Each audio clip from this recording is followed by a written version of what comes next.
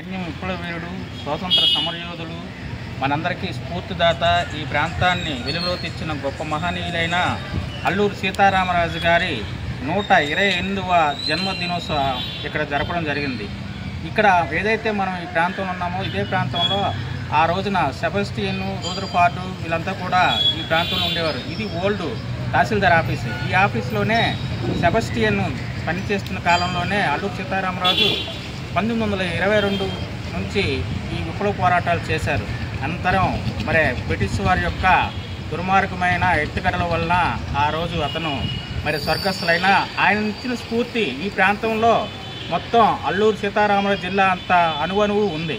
అదే స్ఫూర్తితో ఇక్కడ ఉద్యోగస్తులు, ప్రజాప్రతినిధులు, నాయకులు, ప్రజలు నిరంతరము నిత్యము మరి స్వేచ్ఛాయుత వాతావరణంలో ఈ ప్రకృతిని కాపాడుతూ ఈ ప్రాంతాన్ని అభివృద్ధి పదవులకు తీసుకెళ్ళడానికి అందరూ కృషి చేస్తున్నారు.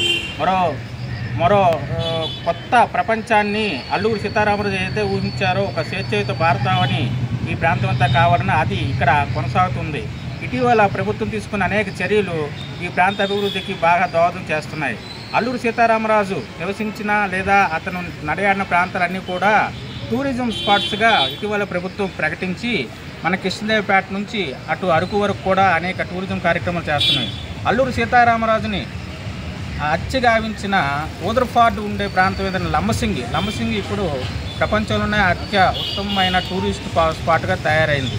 మరి ఈ సందర్భంగా ఈ ప్రాంతాన్ని వెలుగులో తీసుకొచ్చి ఇక్కడ ఉండే ఈ తెలుగు రాష్ట్ర ప్రజలందరికీ కూడా చైతన్యం నింపి ఆ రోజు మరి స్వాతంత్రోద్యమంలో ఒక వేగుచుక్కగా ఒక ముందు చూపిన అల్లూరి సీతారామరాజుని స్మరించుకోవడం, అతనికి నివాళులు అర్పించడం, అతని యొక్క ఆశయాలను కొనసాగించడం చాలా సంతోషంగా ఉంది.